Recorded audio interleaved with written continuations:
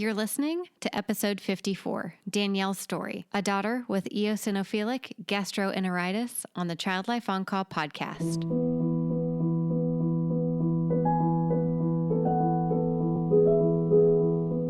Hi, and welcome to the Child Life On Call podcast. When your child is sick, the whole world seems to stop in its tracks. Plans and priorities change, and your number one job becomes figuring out how to get your child well again. For some of us, rest, medications, and relaxation can do the trick. But for others, it takes more. It takes countless doctor appointments, invasive medical testing, therapy, surgeries, the list goes on, and then you still may not have all of the answers or results you were hoping for. This podcast features parents of children that have an illness or medical condition and gives them a place to share their own journeys and experiences. We will talk about the ups and the downs, the highs and the lows, but one thing seems to remain the same. Children are resilient and teach us more about ourselves and the world than we could ever imagine. Thank you so much for lending a listening ear and opening up your heart to these families and this podcast. I'm your host, Katie Taylor. Because I am talking to you about someone I grew, right? I grew this person. It was not an easy process, and I'm still learning it every single day, and you're not hearing me. And I think that is the key, is that parents need to feel heard. Hello, everybody. Y'all, today is an episode for the books for many different reasons. First and foremost, I'm going to be real cool, okay? Like, I'm not going to freak out like I kind of did during our conversation. But Danielle is mom to Della, who is a sweet little Elmo-loving, glitter-everything 5-year-old girl. For her entire life, she has suffered from being able to keep food down and weight on, and was even misdiagnosed with chronic toddler diarrhea. I know, it was weird. I'd never heard of it, and it didn't make much sense to her mom either. But as the resilient advocate that Danielle is, she fought for answers until they found one. The second reason I'm excited is because I'm literally fangirling the entire episode. I have to apologize for that. I sound kind of weird, but that's fine. No shame. I spent years after college in the Washington, D.C. metro area and listened to radio personality Danni Starr every single morning on my way to work. I've been following her and her daughter's journey and have always been a huge fan of her real life, don't hold back, this is life, you got to deal with it mentality. My conversation with her about her daughter today does not disclude that in any capacity. She's absolutely amazing and has so much to offer families about the reflection that she has had on her past 5 years with her daughter and how they're moving forward in the future. Okay, enough of me. Let's get started. So I'm Danielle, and I am 35. I originally grew up in Minneapolis, Minnesota. Yes, it is cold. Yes, we all love Prince.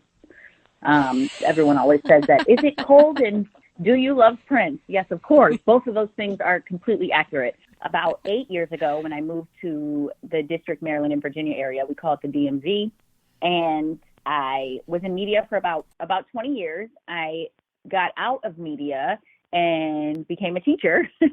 So I am now teaching first grade special education in DC. I am a mother of 2 kids, Marley and Della. They are 8 and 6. I'm a partner to an amazing man named Jeff. And life is crazy right now, but it's also super beautiful and complicated. And our youngest has a chronic illness, so there's just so many things. But currently I am in Virginia. That's where I live. I teach in DC. Teacher, I dabble in media just a little bit because it has played such a big role in my life. But that's the summation of where I am right now. That's awesome. You wear so many different hats, and I got to know you. I forget the hat. For sure. I got to know you when I lived in DC. So I went to Penn State for school and moved down to DC in 2007. And, back then we didn't really have podcasts and we were still doing CDs and radio. And that's how I got to know you, just listening to you on the radio. So it's very surreal for me to be like actually speaking to you. And then I followed you on Instagram and have just kind of since followed your story and seen you on a bunch of things on TLC, and have always just been amazed at your ability to articulate what you stand for, what's important to you. And I know that your girls are the center of your life. And they are. So I'm so honored that you're here today. Thank you for having me. I'm really, really grateful to be here. And so I think we're going to be talking about Della today. Is that correct? Correct. All right. So let's start off talking a little bit about her and kind of what the first signs or symptoms were that something was going on with her. So Della is a vibrant child. She is full of so much life and personality. When she was born, we had a very nice, easy birth. It was as easy as they can be. We Yes. had a good birth. Everything was good. She was healthy at birth, no issues. I breastfed for a year, and I was ready to be done and kind of get my body back, in the sense of like it belonged to her. Right. And I kind of wanted to get my body back. But as we started to try to introduce food, even before I stopped breastfeeding, as we started to try to introduce food, she refused it. She did not want food at all. She was completely content with the breast milk, and she wanted nothing else. And at first the doctors were saying like, oh, that's okay because she's getting everything she needs. But then when I was ready to wean and she was still refusing food, we knew that that couldn't work. That was not Right. going to happen. Then when she started eating, food made her sick. It just wasn't something that, which is crazy, right? The one thing that you really, really need to sustain your life is food. And it wasn't conducive to her growing, to helping her, anything like that. And so we had a year, I think she was about she was about 2 years old. And so she was tiny. She was very, very small. She didn't really grow a lot. But then we had 1 year where she completely did not grow at all. Not an inch, not a centimeter, nothing. And I knew something was majorly wrong. And she started to get super lethargic. She also didn't speak in the beginning, like at all, like that milestone of like, they're supposed to have this many words at this point. There were so many different things that were happening, but she could communicate. It wasn't that she just wasn't talking and she did nothing. Like she could communicate. We knew everything that she wanted and needed. And so we were kind of thinking that, oh, she has an older sister and maybe her older sister is just talking for her. Right. Because we had a very talkative older sister. So we were like, okay, well, maybe she's just not talking because she doesn't need to say anything. Everybody's doing everything for her. But really it was that she lacked the energy to even talk. She didn't have the nutrients she needed. She was in failure to thrive, malabsorption, all of these different things. And we didn't know any of this because nobody could figure out what was happening. So about 2 years old, that's when she got super lethargic. We wound up in the hospital. And every time we wound up in the hospital from about 2 years old to 5 years old, they were just treating symptoms. They never ever, there wasn't a diagnosis. There wasn't a cure. There wasn't talk about a cure. It was just, she's not doing well. We're in the hospital for 3 to 7 days. She's stabilized. We go home. It's about a month or maybe less. We're back in the hospital for another 3 to 7 days. And this happened for years. And the original diagnosis, which if you ask me is the laziest diagnosis I've ever heard, but the original diagnosis was chronic toddler diarrhea. And I remember looking at the doctor like, are you kidding me? Like, I remember thinking, you went to school for so long to tell a parent chronic toddler diarrhea. Like, I didn't even know that was a thing, and maybe it is, but I have never heard of that. Right. I knew that this was so much more than that. I knew that my child was suffering. I knew that something was wrong, and I knew that chronic toddler diarrhea was laughable because that's not what it was. Right. Easily. And so that's where we kind of were in the beginning. That's what they told us it was. And so we were kind of dealing with that for years thinking, okay, well, we'll try to get through this. And then finally, about a year and a half ago, 2 years ago, we finally, or maybe a little bit longer than that, but either way, it took many, many years to actually get an actual diagnosis, actual, actual, I can't even, a good Like team. the diagnosis. Yeah. That we got the diagnosis, we got an excellent team, we got plans, we are supported now. Like, it feels like night and day from the beginning to where we are now. Wow. What do you think changed? Or is it somebody like you had an advocate in the hospital that wouldn't stop and was on your team? I think I was the advocate. Yeah. Who wouldn't stop. Mm-hmm. That's the truth. I think that I wouldn't stop. I think I said a million different times, this is not chronic toddler diarrhea. My child is withering away. I'm not going to. I used to spend nights next to her. She would vomit in her sleep randomly. Actually, Facebook just reminded me how awesome of Facebook. Reminded me that exactly a year ago, I was laying next to her while she was on her side, and she had vomited 4 times in her sleep. So, we had so many things happening and no real answers. Finally, it got to the point where my best friend, who is a nurse practitioner, and I were like, something is really wrong. We need to push people. We need to say we're not taking no for an answer. I don't care what test you have to do, what you have to figure out, but something is not right, and we need more support. And, I was exhausted, and she was exhausted. Her body was fighting itself, and we didn't know what it was, and it just was awful. It was awful on the entire family. And, sometimes it's still really hard, but at least now we're managing. We're in a whole different position than we were when this started. And even 2 years ago, we're in a whole different position. What was the diagnosis they ended up giving you about a year ago? So originally the diagnosis was eosinophilic esophagitis. And that made some sense. And I'll explain that in a second. But then once we did more tests, we realized that it wasn't just eosinophilic esophagitis. It was also eosinophilic gastroenteritis, which all of this is to say, these are really big names for severe allergies. The average person has about 400 eosinophils, I believe, in their bloodstream. Those are allergy markers. Della has 4,000. So her body is allergic to itself. It's allergic to everything. It's allergic to outdoors. It's allergic to food. It's allergic to animals. It's allergic to, she can get a new allergy at any time, really. And so it's a very big gamble. And it's very rare. It's like 10 in 100,000 people get it. They don't know how to navigate it that well.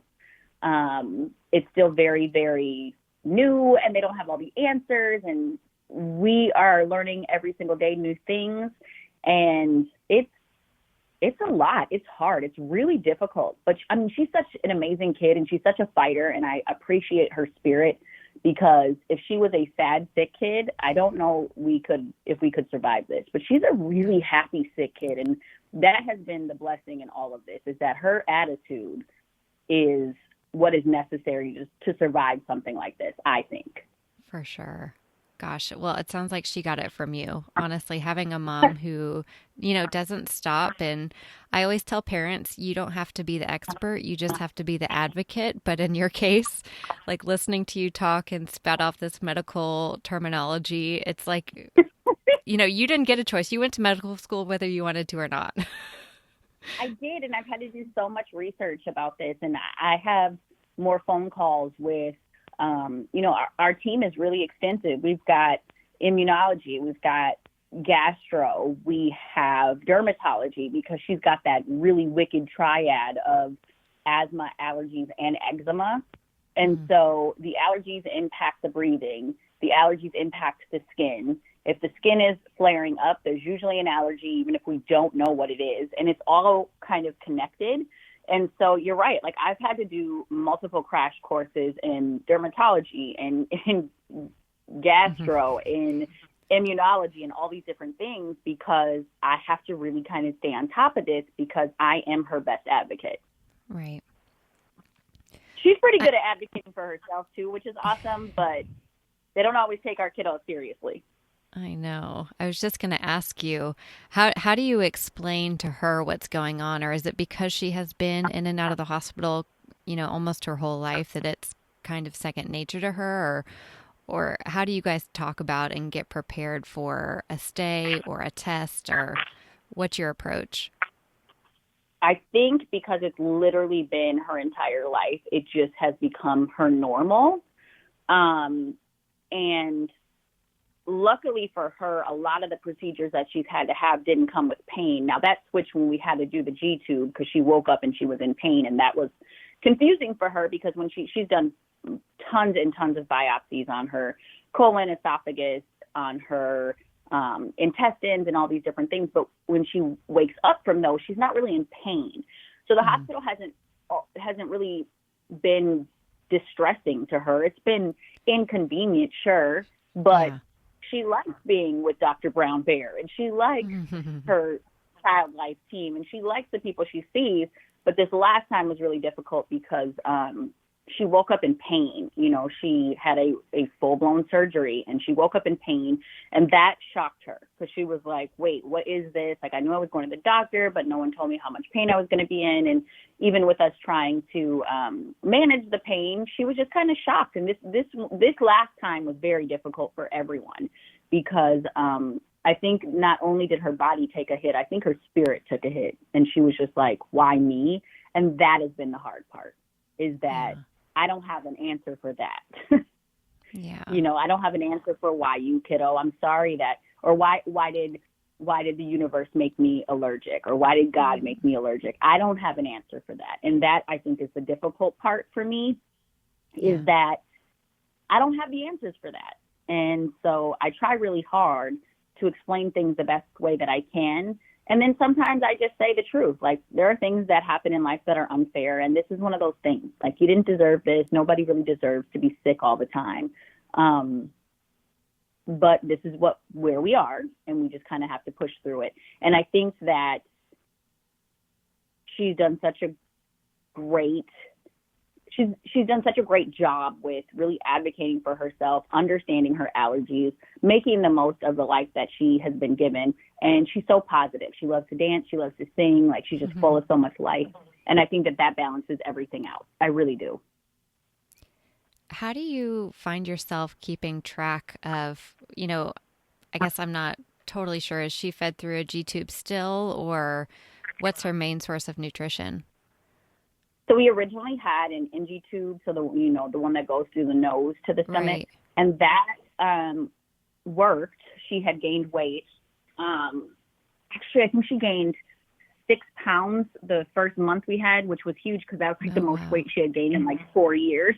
Yeah. And so it was a really big deal. But then she sneezed. She had an allergic reaction, and she sneezed, and that bad boy came out. And I had to be the one to put it back in. And, I'm not a nurse or a doctor.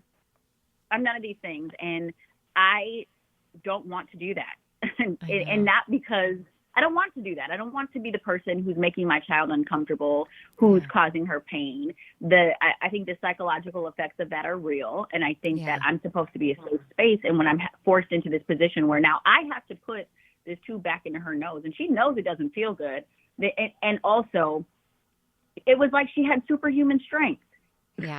When we tried to It's get back amazing, in, right?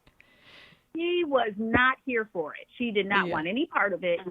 She had superhuman strength.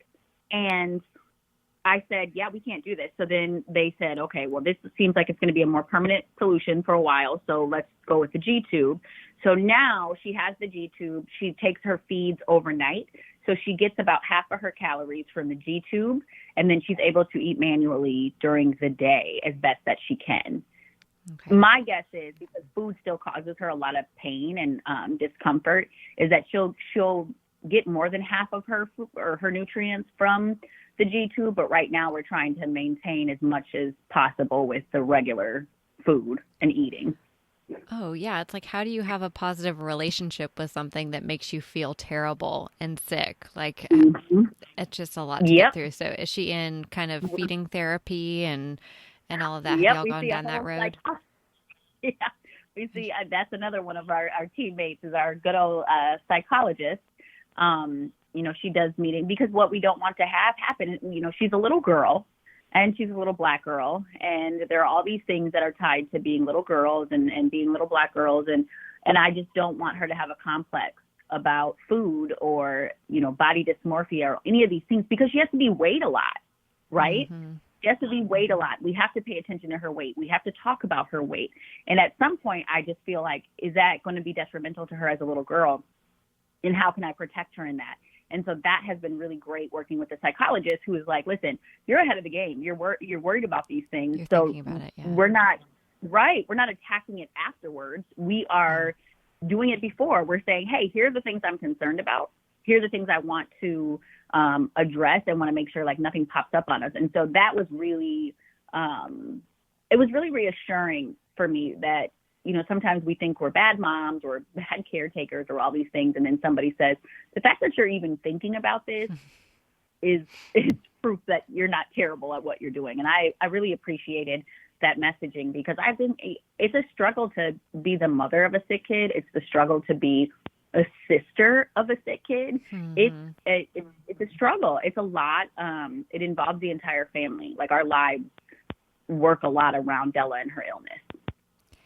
Yeah, let's talk a little bit about Marley and I guess when you leave for these hospital stays, our sister goes in for surgery, her life kind of gets flipped upside down and she doesn't really get a choice to be involved or not, especially during COVID now. She can't even come visit. No, it's been awful. She can't. And they're best friends and also best enemies. They're a little bit of both. Of course. But especially when one of them is sick, all they want to do is be together and make sure the other one is okay and all of these things. And what I'm finding is this is so hard on Marley. This whole thing is Marley's such a feeler. She's so compassionate. She has a huge level of empathy, and she really, really just always wants to be around her sister and protect her sister. And that hasn't always been it can't happen when your sister is sick or in the hospital, and especially during a global pandemic. Mm-hmm. And so, we utilize the hell out of FaceTime and, WhatsApp and all these different amazing, useful things with technology to keep them in contact while she's in the hospital. But it's more so, that psychological piece of just, she finally came to me, Marley, and she said, I never tell Della no because she's sick all the time and I feel bad when I tell her no. And I'm like, no, you have to be able to tell your sister no. Like, just because your sister has some things going on doesn't mean you have to tell her yes. And Della knew. She was kind of manipulating the situation. Like, she wanted to play with her sister's dolls. Her sister says no, and it's like, oh, but I don't feel good. And, that can't be what it is. We have to still understand that, okay, you have a chronic illness.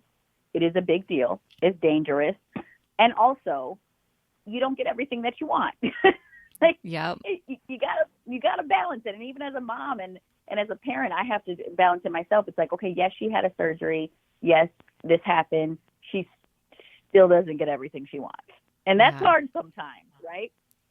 Those boundaries for sure. Even in the hospital, it can be hard to, even as child life specialists, when we're given donations, we want to go out and just give, because it's like that temporary like glee that gives the patient that. But is that really the most helpful thing, or is helping them, through their situation the longer lasting piece that's the most important? Right. And I'm like, every time we leave the hospital, it looks like Christmas came early, Totally. We leave. Child life supports us so much, and they're so amazing. But we leave the hospital, and it's like, oh my God, more stuff! Yay! I know. And I get it. It's like we're trying to make her happy, but also I'm trying to raise good kids who don't feel entitled and all these other things. And I just feel like we're making it a little harder. Yeah, giving her all the presents because it's been a little tough on her, Yeah. Gosh, well, your psychologist is right on. You're thinking about so many things, and because you are, it gives you the ability to advocate too. Like, Are these, so this is totally different, but I equate it to cervical checks when you're going through labor, right? Like, do we have to check me every 10 minutes? Like, is that a real thing? Or can I advocate for myself and say, let's wait?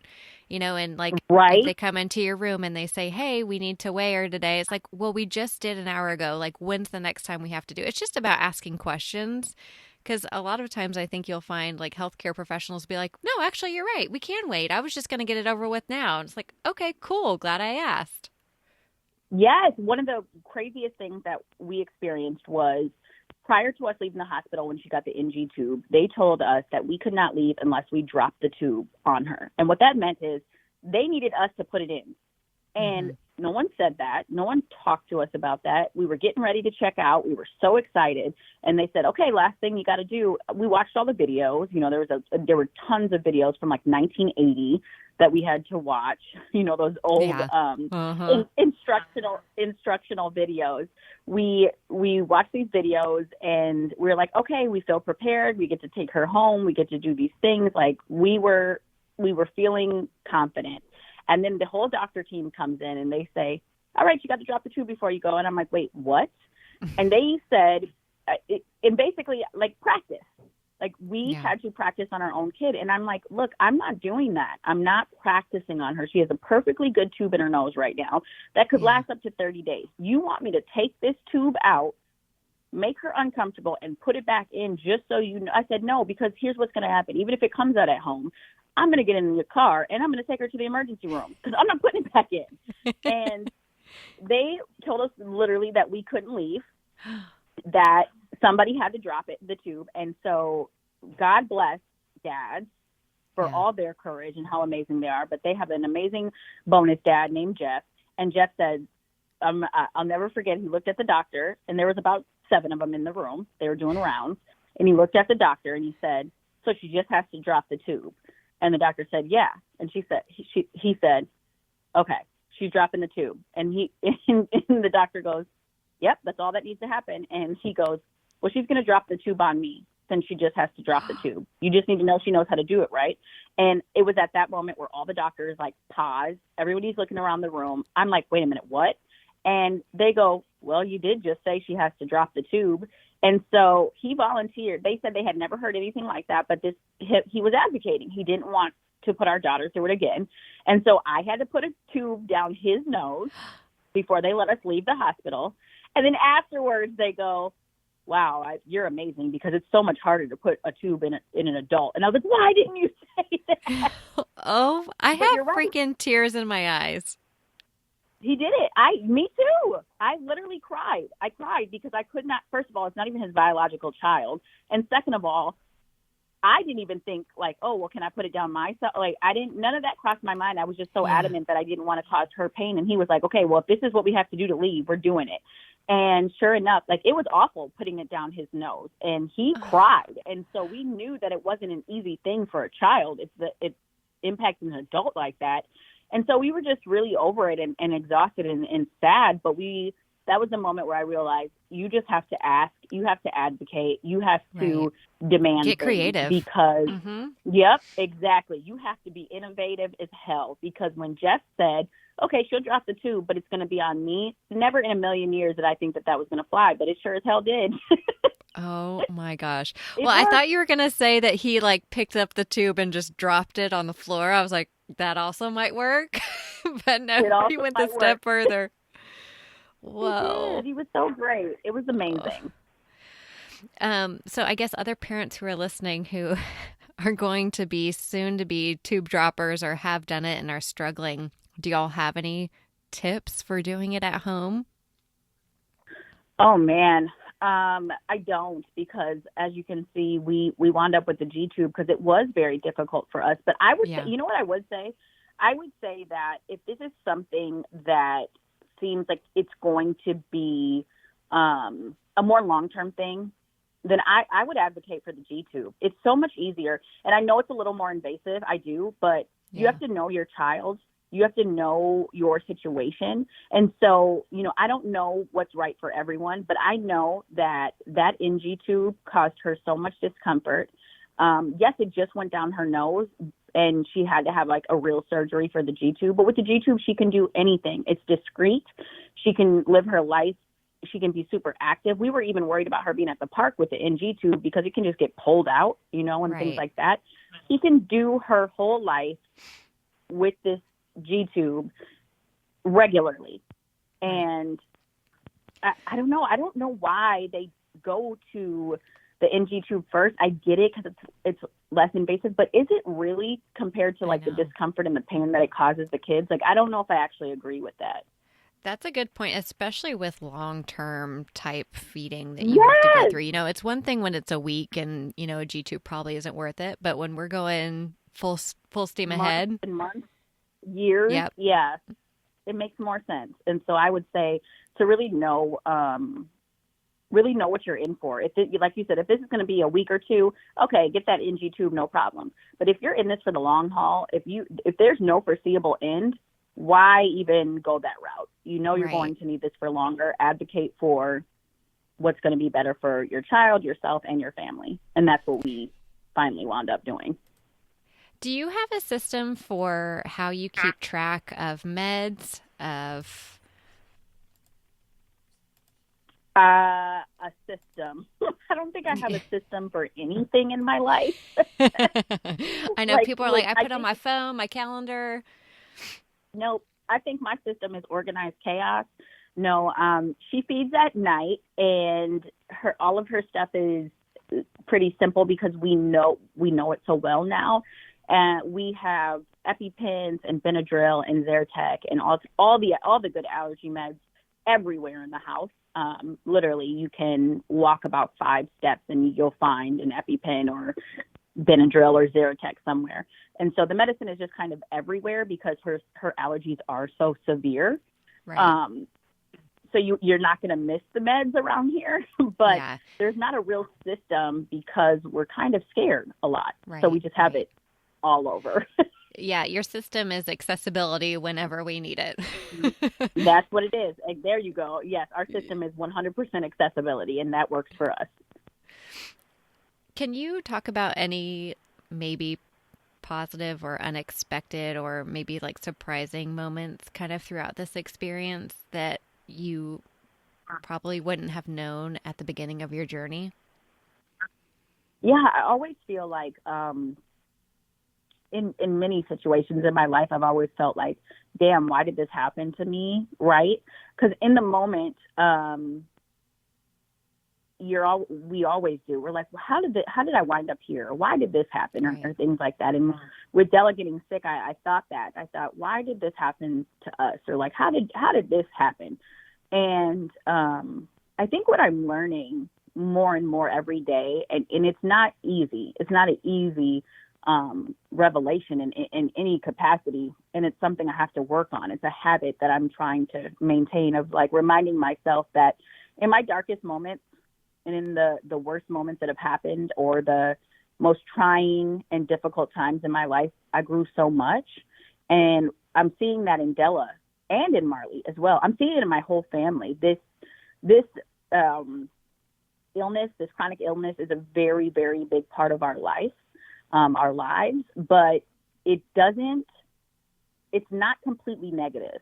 And that is a little shocking, right? Like it's a whole illness, and we've spent tons of time in the hospital, and we have also learned levels of compassion and empathy that I don't think are possible unless you go through some really hard, awful things. And for a 6-year-old little girl, she is so empathetic, so smart, and so kind, and she is just so many things, and so much of it comes from the fact that she has been sick her whole life. And so I guess one of the biggest surprises is that it hasn't been all bad. We have been connected to some really amazing people. We have been able to raise some money for some really great causes for kids who are sick. We have been able to help other families who have no idea what this disease is, but we've kind of been dealing with it for 6 years. So like we have a little more info than the newbies. Mm-hmm. So it's not all bad, which is great. It's not all bad. And you kind of just touched on one of my last questions, but have you guys been able to connect with other families going through an illness like she has? Yeah, so Della has her own little Instagram page, the Della Diaries, and she loves Okay. it. And we kind of update her journey on there. And as a result, so many different people have reached out or given us information on Della Safe Food, as we call it in our house. And we have lists of foods. I've had teenagers reach out that said, "Hey, I had a G-tube at the same age. I would love to talk to Della and just let her know like it gets better. Everything's going to be okay." And just the amount of people who have poured out love, support, money, all types of different things, because this has not been cheap. That is the biggest thing, is this has not been cheap in any capacity. And it's on a teaching salary, you're like, wait a minute, what happened? So it's just a lot. But yes, we've been in contact with tons of people, and I think the best thing for us is that we've never really felt alone in this. It is isolating to have a child with a sickness, but the beautiful part for us is that we've never really felt alone. We felt very supported. I felt more alone by the medical professionals than I did from regular people. Regular people have always been like, "You're not alone. What can we do?" And then there were like a lot of medical professionals in the beginning who were just like, "Oh, this isn't a big deal." It turns out it was a really big deal. And but we've always felt really supported by our community, our people, and that has been such a blessing for us, because I know everyone does not have that kind of support. Talking about healthcare professionals wanting, and kind of missing that like human connection type thing. What do you think they could do? Like looking back, I'm trying to formulate this question as I as I'm talking, but like what do you want from them?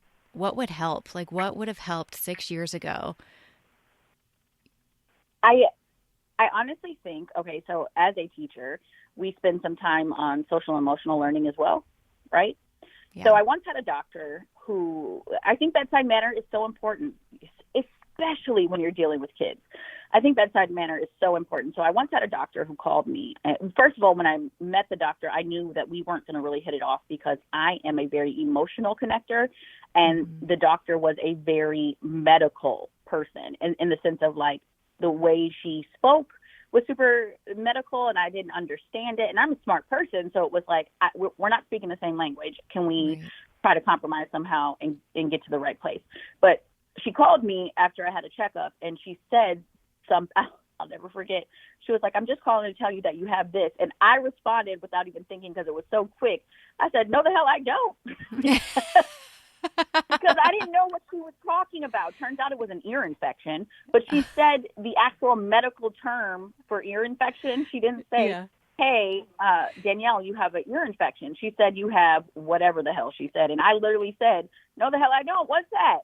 And she said, "Oh, well, it's an ear infection." I'm like, "Well, why didn't you say that?" So there's a lot to say about really understanding, like read the room. Like everybody in the room's not a doctor. Just you are. So you're the only one actually.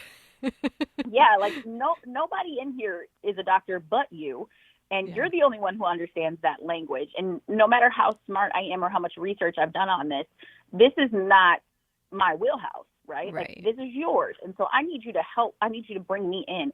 And another thing is you got to remember you're dealing with someone's child, right? An extension of a person. There is nothing in this world that I would not do for my children. There's nothing in this world. So when I'm dealing with a doctor who seems like they cannot take the time to hear my real concerns, it is the most frustrating thing ever, because I am talking to you about someone I grew, right? This isn't, this is someone I grew this person. It was not an easy process, and I'm still learning it every single day, and you're not hearing me. And I think that is the key, is that parents need to feel heard. I know. And it's like, the things you are saying aren't so, it's not hard. It's break it down to where the person you're speaking to can understand it and offer that empathetic connection. You don't even have to be good at it. I've been with people that are not great, but you can see they're trying, and that's what it's about too. Yeah. Yep.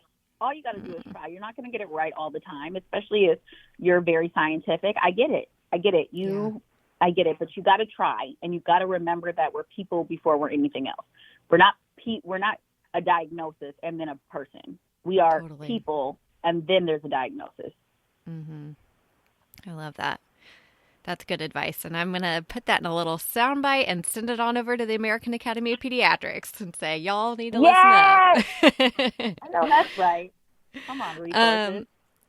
Well, if people want to connect with you, I love that you mentioned, is it Della's Diaries on Instagram? It's at the Della Diaries. That's how you can find out more about Della and her journey. And then I am Miss Danielle Ferrantino on Instagram. Okay, great. And I know you yourself have written a couple books and have platforms and podcasts. And where can other people find those resources? I'm so glad you said that. Look at me. I'm supposed to be branding and supporting my own self. I'm like, remember how amazing you are? Let me remind you real quick. Yes, I wrote a book. It's actually pretty awesome, and I'm not saying that because I wrote it. I did write a book. It's really good. I wrote it back in 2016, and it is actually more probably relevant right now in the current times of what's happening in 2020, but it's called Empathy and Eyebrows. You can find it anywhere, Amazon, but Jeff Bezos has a lot of money, so if you really want to support authors, you should get it from Itasca Books. You can just type in Itasca Books. It'll come right up. Empathy and Eyebrows. I have a brand new podcast called Help a Human Out, which I absolutely love. It is what it says it is. We find a person who has a question that they need help answered. We find them the expert through either like study or lived experience. And then we have these conversations about how to navigate what they're asking about. I love it. You can find that anywhere. You can find podcasts, so please subscribe. So that's pretty much where we are. And also, if you by chance could or do have $1 to spare, Della does have a GoFundMe. It is in the link in our bios because this has been one of the most expensive things ever. Yeah. And navigating the financial piece of it has been probably the hardest part. I know. I can't imagine what those bills look like every month on top of just regular living. Well, it's not even hospital bills. It's also the food bills. Because she has such crazy dietary restrictions and needs, groceries are not regular groceries around here. They are like, we will put you in debt kind of groceries. Oh my gosh. So it's so much. Yeah. I know. Well, I will link to your book, your podcast, your GoFundMe, and have all that so people can get in touch with you and fall in love with you like I did. Be a big creeper. It's good. Thank you so much to Danielle for being on the podcast and sharing your experiences with us. Thank you for listening to the Child Life On Call podcast. I'm your host, Katie Taylor, and you can follow us at Child Life On Call on Facebook, Twitter, and Instagram. Please rate and review to make it easier for other families to find us. We have cute merch available at www.bonfire.com/store/childlifeoncall, and you can listen to more episodes and find resources at childlifepodcast.com.